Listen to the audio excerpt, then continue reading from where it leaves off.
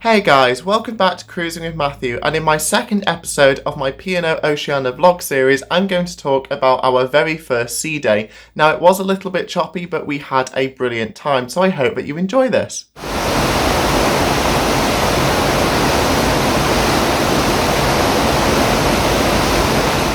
So when we woke up on our first morning on board P&O Oceana, you couldn't help but notice that the ship was moving a little bit more than usual. So as we made our way up to the Plaza buffet, is right at the front of the ship and very high up on deck 14. So it did mean that you had to get used to the motion of the ship when you were trying to get your cooked breakfast, so that was quite fun. With the weather being quite poor because it was quite blustery, we decided to attend a talk in Starlights.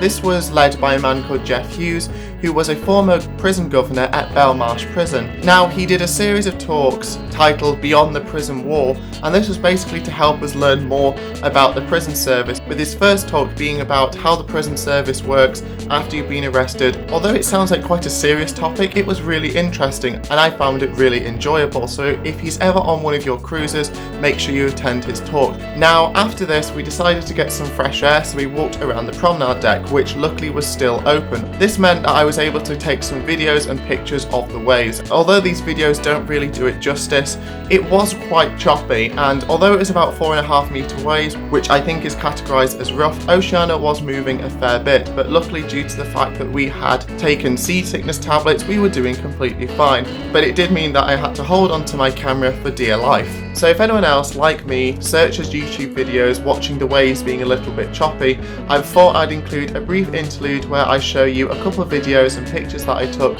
of Oceana cutting through the waves across the Bay of Biscay.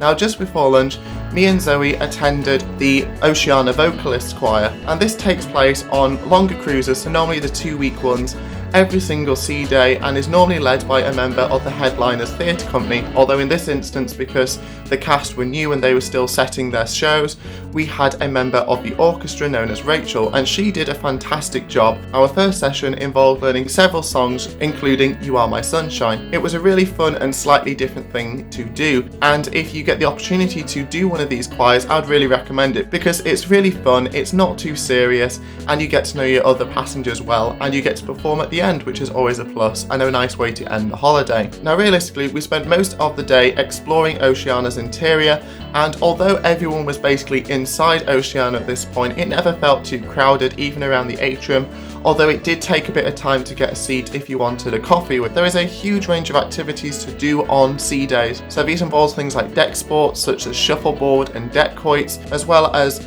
destination talks about the ports that you're going to visit. There's a huge range of spa treatments, fitness classes if you're that way inclined. You tend to have music playing in the bars, as well as the opportunity to play games like bridge, and there's even the opportunity to play bingo. As Oceana has a fantastic dance floor, this was well utilised on sea days provided it wasn't too rocky, and they had a variety of dances, so if you're wanting to brush up on your dancing skills or you want to learn a completely new one, these were really well attended and the entertainment team were really friendly, and I'm sure that you would love it. They also offer a series of films which you can go to, and these tended to show some new releases, including the likes of the Downton Abbey film, which was apparently quite popular as well. You could also learn more about jewellery because they had a series of jewellery talks in the atrium as well, so that was really good. Now, as the day went on, we decided to get ready for dinner. We had a few drinks and played some cards in Tiffany's before dinner. As per usual, we had a fantastic meal in the main dining room and we chatted throughout the whole thing with Max and John laughing away as we did, but the main dining room was decidedly quieter than the first day, but I think some people weren't appreciating the rough weather. With that in mind, the headliners were meant to perform one of their shows known as Encore, however they weren't able to perform it on that first day because of the rough weather, and I don't blame them because some of their dance routines and moves are absolutely crazy, so trying to do that on a moving ship at the very front where the theatre is situated must be near impossible. So instead we watched Tucker in the theatre. Now, he is a comedian, but he also does a bit of singing as well, and he has a really good voice and we were very impressed by him, and his comedy was quite good, so we laughed the night away, and before we knew it, it was time to go to bed, and we ended our first full day on board Oceana, hoping that the weather would be a little bit calmer the next day. So that is my second episode of my P&O Oceana vlog series. Now, I did say last week that I was going to do all 3 sea days in one vlog, but looking at the amount of stuff I have to cover, I've realised that it would be a very long episode, so I'm going to break it down into its individual days. I really hope that you've enjoyed this, and if you have, please like and subscribe because it's always appreciated, and comment below if you have any further questions and I'll do my best to answer them. If you want to know more about cruising with Matthew, then take a look at some of my social media links which are included in the description below, including my Facebook, Twitter and Instagram channels. I also have a Facebook group, so I'd love to see you there. In my next episode, I'm going to talk about my second sea day on board Oceana, which features my favourite night on board a P&O cruise, the Captain's Gala night. So I hope to see you there. So this is Cruising with Matthew, and thank you so much and have a fantastic week.